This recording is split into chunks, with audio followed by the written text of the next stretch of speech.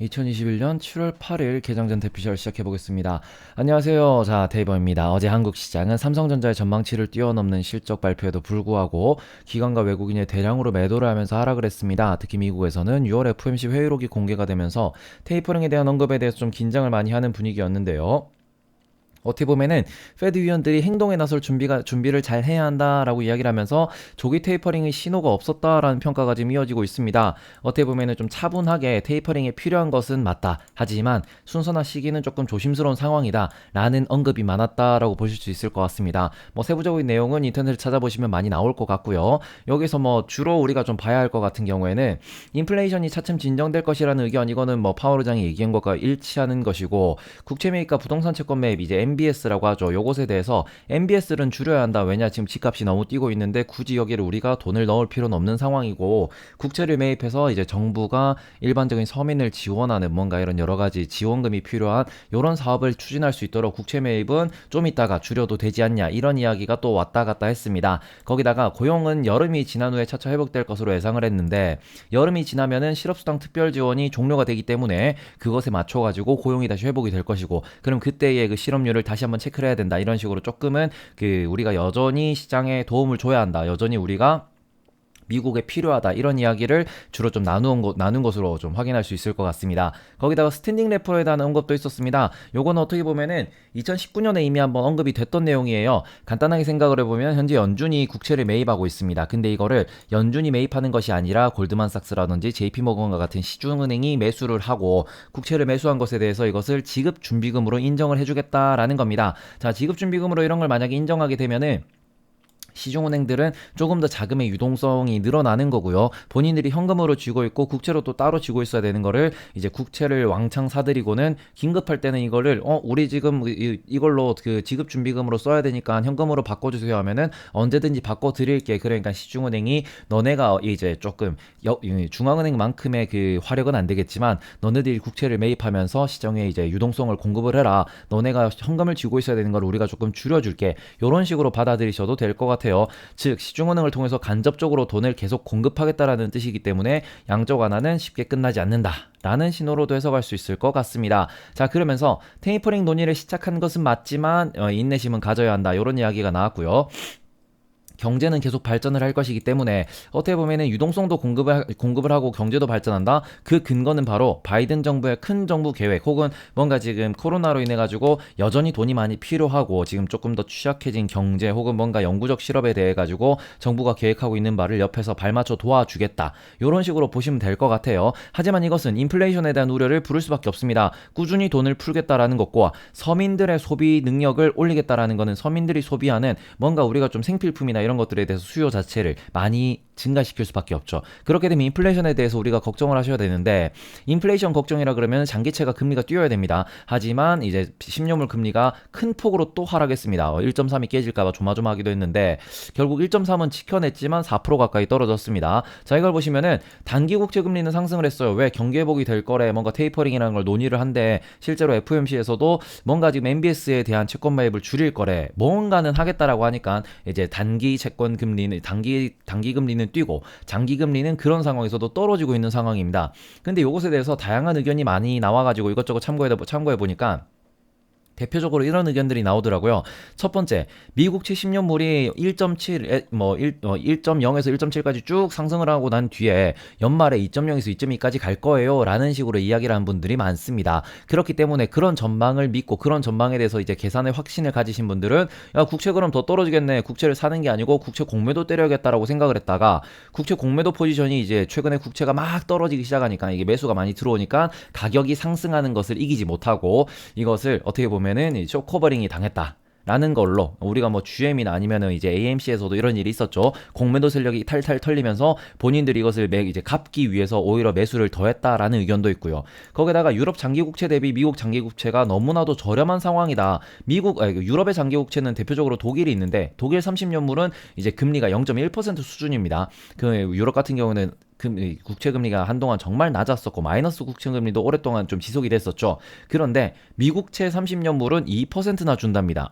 그러니까 말 그대로 독일을 팔고 미국을 사기만 해도 어느 정도 이득이 발생을 하는 이런 시스템이 되다 보니까 국채 투자자들이 미국이 지금 이렇게 좋은데 미국을 살 이유가 없다. 그러니까 미국을 차라리 사가지고 단기간에 좀 해칭이라도 해놓자, 독일이 올라올 때까지. 왜냐, 독일도 유럽도 성장하고 있는 판에 이제 미국은 2%지만 이 정도면은 어느 정도 이제 가격이 하락할 위험이 좀 낮지만, 어떻게 보면은 이제 독일물 같은 경우에는 1%까지만 가도 어마어마하게 하락을 하는 겁니다. 자, 그렇기 때문에 그냥 해칭용으로 미국 국채에 투자하는 이런 세력들도 분명히 있을 것이다 라는 분석이 나왔고, 또 하나는 달러가 강세로 가면은 자국 통화가 약세로 가기 때문에 이제 본인들의 그 뭔가 환율 해칭을 위해 가지고 뭐 중국이나 일본이나 이런 뭐 한국이나 대만이나 이런 국가들이 중앙은행 차원에서 수익을 바라고 들어오는 게 아니고 이제 환율 방어 혹은 환율 해칭용으로 투자한 분들도 많을 것이다. 이런 의견들이 많이 있습니다. 결국 뭐 매수의 이유를 찾는 것들 중에서 이런 것들이 걸린다라는 발표이긴 하지만, 그만큼 미국 장기 채권, 미국 장기 국채가 조금은 자산 시장이 고평가되었기 때문에 주식 사기도 애매하고 뭔가 신흥국을 사기도 애매한 상황에서 어차피 미국이 회복되고 있고 미국이 최고로 잘 나갈 거면은 그냥 미국 국채 사는 게 제일 안전하지 않냐. 이러한 인식으로 미국 국채에 대한 뭔가 묻지마 매수도 분명히 존재할 수 있다라고 보셔야 될 것 같습니다. 자, 그러면은 미국 채권 방향을 보면은 금융주가 나락으로 갔겠구나라고 생각을 해볼 수 있습니다. 하지만 오늘 금융주는 나름대로 방어를 잘했어요. 자, 이제 어제도 큰 폭의 하락이 있었고 거기다가 스탠딩 레포 얘기까지 나오면서 뭔가 하락폭은 조금은 방어가 된 하루였다. 이건 어떻게 보면은 금융주가 여전히 실적은 좋기 때문에 저런 이슈로만 폭락을 가져오기에는 여전히 이제 그 저점 매수가 들어올 만한 매력적인 가격이다라고 보시는 분들도 많은 것 같고요. 이 반대로 에너지 업종이나 아니면은 뭔가 그 세미컨덕터, 이제 반도체 쪽, 이쪽 IT 기업들을 제외하고는 대부분 오히려 상승하는 모습을 보였습니다. 그렇기 때문에 이게 우리가 대충 뭐 눈치는 채셨겠지만 다우존스 올랐고요, S&P 올랐고요, 나스닥 역시도 0.01% 상승이었습니다. 러셀이 차만 조금 조지는 모습이었는데 필라델피아 반도체 지수는 1.4%나 하락을 하면서 어떻게 보면은 반도체와 에너지 업종을 제외하고는 나머지가 모두 다 올랐다. 거기다가 S&P 500은 신고가 마감을 했다라는 점까지 보시면은 뭐 여전히 욕심이 그득한 시장이다. 저가 매수가 여전히 이어지고 있다로 보실 수 있을 것 같고, 국제유가 같은 경우에는 소폭 하락했습니다. 뭐 이거는 여전히 뭐 이게 위로 끌어올릴 혹은 밑으로 끌어낼 이런 이슈가 없기 때문에 오펙 플러스 회의가 다시 열리기를 좀 바라고, 거기다가 코로나 이제 델타 변이가 확산되는 속도가 조금 줄어들기를 바라야 될 것 같아요. 그러면서 증산이 되면은 가장 좀 좋은 시나리오일 것 같고, 이제 증산이 안 되는 상황에서 델타 변이가 감소된다라면은 아주 좀 리스크가 큰 시장으로도 볼 수 있겠지만, 어제도 말씀드렸다시피 100달러를 전망하는 분들이 상당히 많다라는 점 참고해 주셨으면 좋겠고요. 금 가격은 1800달러를 넘어섰습니다. 그러면서 어떻게 보면 안전자산 선호가 좀 많아졌다라고 볼 수 있고, 비트코인 같은 경우에는 제자리 걸음을 했습니다. 이 상황에서 원자재 시장에서는 이제 유럽 시장에서, 영국 시장에서 구리가 1.47% 상승을 하긴 했지만 대부분 1% 내외의 이제 소폭의 등락만 있었다라고 볼 수 있을 것 같아요. 결국 종합해 보면은 FOMC 회의록이 발표가 되면서 미국 원자재 시장은 안정적인 흐름을 보였습니다. 그리고 국채 시장에서는 완전히 뭐 이게 좀 정신 나간 모습을 보여주기도 했고요. 주식시장은 원래 흐름을 되찾은 상황에다가 금 가격, 안전자산의 가격이 상승하는 모습을 보였습니다. 즉 안전자산에 대한 매수가 이어지면서 채권이나 금에 대해서, 거기에다가 주식에 대한 매수까지 이제 강하게 들어왔다라고 보실 수 있고, 이렇게 되면은 시장에 돈이 넘치고 자산 투자로 부자가 되고 싶은 이런 욕심을 가진 분들이 이제 그런 걸 숨기지 않고, 나는 부자가 될 거야, 나는 채권이 좋아, 나는 주식이 좋아, 나는 이런 곳에 투자를 할래라고 하면서 공격적이고 조금 자극적으로 매수를 한다. 매운맛 시장이 이어지고 있다라고 보실 수 있을 것 같습니다. 자, 그러면서 과연 이런 것들이 그러면 미국을 제외하고도 이어질 수 있냐로 보셔야 될 것 같은데, 달러 지수가 또 한 번 상승을 했습니다. 요걸 놓고 보면은 어떻게 보면은 미국 시장에만 이러한 그 상승세나 좋은 흐름이 국한될 수 있다라고도 보셔야 될 것 같아요. 특히 이제 원화 환율 같은 경우에는 큰 폭으로 상승을 하면서 1140원을 뚫었습니다. 거기다가 MSCI 사우스 코리아 ETF EWY죠. 여기도 0.8% 하락을 하면서 어제에 이어서 오늘도 커다란 음봉을 그렸는데, 어떻게 보면은 미국의 시장에 대한 매도 공세, 말 그대로 묻지마 매도인 거예요. 나는 미국을 살 거야, 다른 나라가 좋든 말든 미국이 제일 좋아, 미국을 살 거야라는 요런 그 약간 그 공세라고 해야 되겠죠. 이런 흐름을 이어낼 수 있는지도 잘 보셔야 될 것 같습니다. 그래서 한국의 최대 약점은 결국 원화라는 거, 우리가 신흥국이라는 것, 요 점을 조금 참고해 주셨으면 좋겠고, 이제 글로벌 시장에서는 유로스톡스가 0.64% 상승하면서 유럽은 좋은 모습을 보여줬습니다. 자, 거기다가 이제 뭐 어제 일본 같은 경우는 큰 폭으로 좀 하락을 했는데, 또 좀 이따가 전해드리겠지만 일본은 네 번째로 긴급 사태를 또 발령할 것 같아요. 일본이 안 좋다, 거기다가 아시아 신흥국가 주가는 우리가 매수할 필요가 없다라고 하면 아시아 전체를 던질 수도 있다라고 보셔야 될 것 같습니다. 자, 그러면서 이런 흐름이 이제 좀 강하게 오랫동안 이어질 것이냐라고 보시면은 단기적인 이슈로 끝날 수 있겠죠. 그렇기 때문에 결국에는 장기적 실적 깡패를 찾으셔야 될 것 같고, 저는 여기서 강하게 말씀드리고 싶은 섹터는 2차 전지일 수 있다라고 좀 말씀을 드릴게요. 자, 그러면서 장기 실적이 증가할 수 있고 주주환원 정책이 어느 정도 자리가 잡힌 기업들, 이런 기업들 좀 추리면서 뭐 2차 전지는 완전히 실적 깡패고, 아니면은 적당히 좀 배당을 좀 많이 주면서 주주환원을 많이 하려고 하면서 실적도 꾸준히 올라갈 수 있는 금융주, 이런 데를 조금 눈여겨보시는 게 어떨까라는 생각입니다. 자, 밤사이는 IT 대통령이 암살당했다는 소식이 나왔어요. 어떻게 보면 이게 주식시장의 큰 이벤트는 아닐 수 있어요. IT라는 국가가 엄청나게 강한 국가나 영향력이 있는 국가는 아니죠. 하지만 2021년에 이런 일이 발생을 했다라는 점은 당연히 헤드라인에 다룰 만한 소식이면서, 다른 국가의 반대파들이라고 할 수 있겠죠. 이게 어떻게 보면은 뭔가 혁명이나 내전이 있는 이런 국가들에게도 이런 소식들을 좀 들으면은 우리도 라는 생각을 하실 수 있을 것 같아요. 자, 그렇게 되면은 또 다른 사건들이 또 일어날 수 있기 때문에 긴장은 좀 하고 보셔야 될 것 같고, 여기다가 이스라엘은 이제 우리가 백신을 제일 빨리 공급을 했고 백신을 제일 많이 맞췄다라는 그런 국가입니다. 근데 여기서 델타 변이에 델타 플러스까지 이제 좀 확산이 되고 있다라는 소식이에요.